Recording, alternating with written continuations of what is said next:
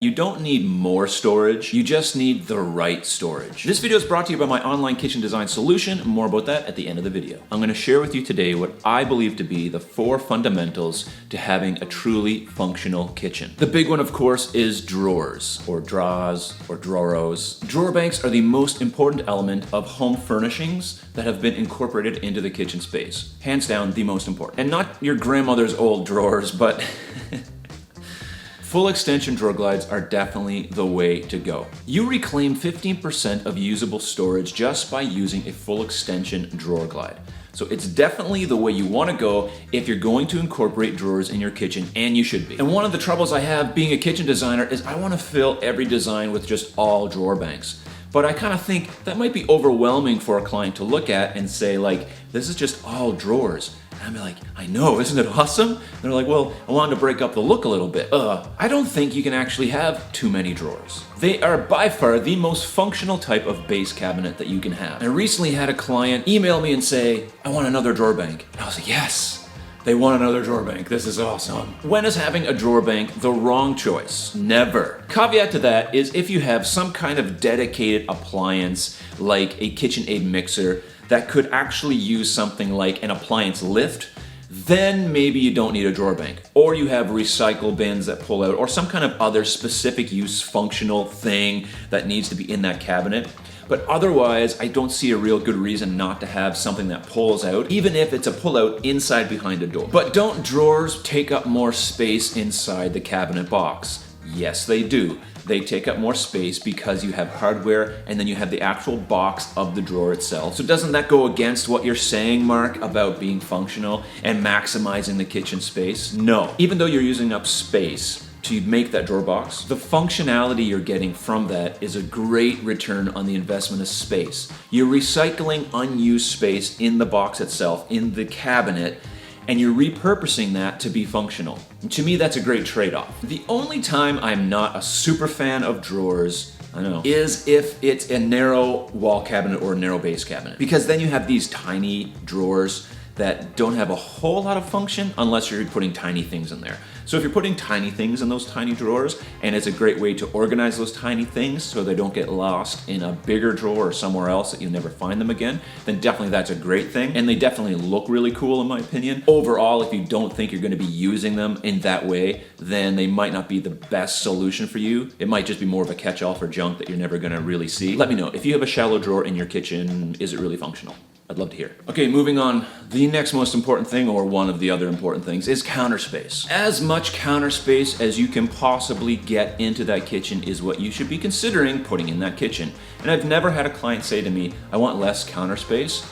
They're all saying, I need more counter space, I need more work area, I need more places to put things, or I need somewhere to put this. But how much counter space do you actually need? You need at least 36 by 24 inches of uninterrupted counter space for prep work. In any kitchen, that's the minimum that you should have when you're working in your kitchen. You also need a certain amount of space on either side of your range. 12 inches and 15 inches is what they recommend. And on the side of your sink, 24 inches and 18 inches. So these are all amounts of counter spaces that can all kind of intertwine into one another, by the way. But it is recommended that you have at least that. Next to your fridge, they need at least 15 inches. So if you're taking something out, next to a wall oven, same thing. Even next to a prep sink in an island or somewhere else, you need a certain amount of clearance for counter space as a landing area. That is why I love having an island of uninterrupted space. No sink, no cooktop, no shenanigans going on in there. Just a surface that I can lay everything out on, all the groceries, all the stuff that we're pulling out of the pantry to reorganize, doing the homework, throwing the mail on, just all the stuff on that counter space that I can get. Even in our smaller kitchen, we have this little area of counter space that just gathers stuff. And of course, I have to clean it all the time before I shoot a video, but there's this part of my kitchen that just gathers all this junk all the time. You know what? That's just life. Everyone has a junk drawer. Everyone has a space on their countertop that just gathers all kinds of stuff. So what? If I didn't have that counter space, I'd have to put that stuff somewhere anyway, so it works out. More counter space, the better.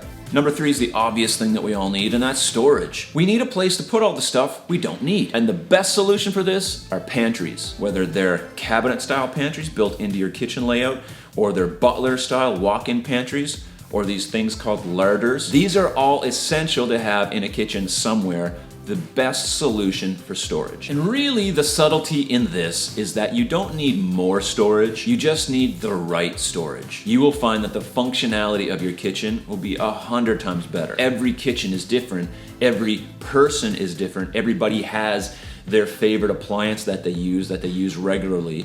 They have their different things that they do in their kitchen that's different from me and that's different from my neighbor. And so we all need different types of storage solutions. And hands down, my favorite way to add storage to any kitchen is just to put in a cabinet style pantry unit with pullouts of some sort. For a small kitchen, something that's less than 150 square feet, I recommend something that's around 18 to 21 inches wide, floor to ceiling pantry. Now for a medium-sized kitchen, something 150 to 350 square feet, try to fit in something that's 24 to 36 inches wide. Of course, something larger than that in a bigger kitchen, the sky can be the limit, but again, at least shoot for 36 inches of storage for a pantry when you're looking to include that unit. Lastly, something we don't talk a lot about in this light is accessibility. Oddly enough, accessibility is one of the most ignored parts of the kitchen for kitchen designers. And the reason is we've been trained to follow these set of guidelines that are set around averages of average human beings. I don't know about you, but I know a lot of people that are shorter than me.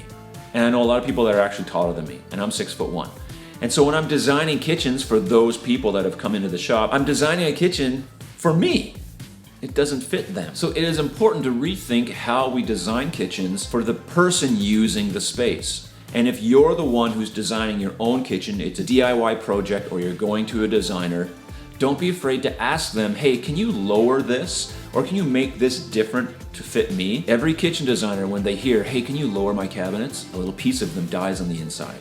2 reasons why I think this is the truth. It costs a whole lot more to customize your kitchen. Even at a completely customizable manufacturing facility, it still costs up to 10% more to customize that kitchen, because all their CNCs and their machines are set to those averages. And the designer also has to do more work in his design program because the catalogs for those kitchens are set to those standards as well. The averages are fighting against us all the time. So yes, it's a little more work on both ends. But the problem is it normally costs you, the consumer, more money. As a designer, I know this, and so I don't want to do that because now you might not buy my product because it's gonna cost you more. And we're afraid to do that because we don't want it to cost you more because we don't want to lose the sale. However, it is very important that you have a kitchen that works for you. And I had a client that actually said to me, I want this kitchen to be working for me, not for the person who I sell it to in 10 years. If you're designing your kitchen so that you can sell it for the sole purpose of selling your home, then go by the averages. That would probably be the best solution in that case, but otherwise design it for you.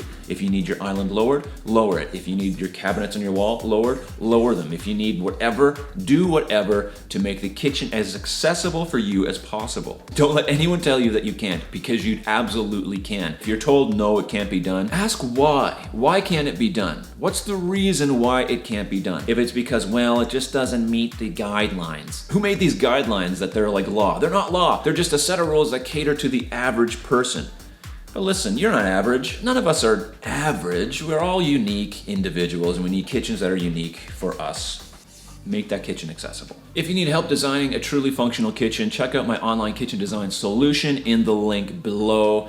It's very easy to get started. You send me some pictures and measurement details of your current kitchen space. We get to work on designing your kitchen. Whether it's a renovation, a new build, or you're just curious on what your space could look like if it was redone, this might be the solution. Click the link below. I'll see you on the inside. Thank you so much for watching. I hope this video was valuable. Please consider subscribing if this is the type of content that you enjoy. Of course, check out my channel, watch my other videos to see if I'm the right fit for you. And if I am, then hit that subscribe button. Until the next video,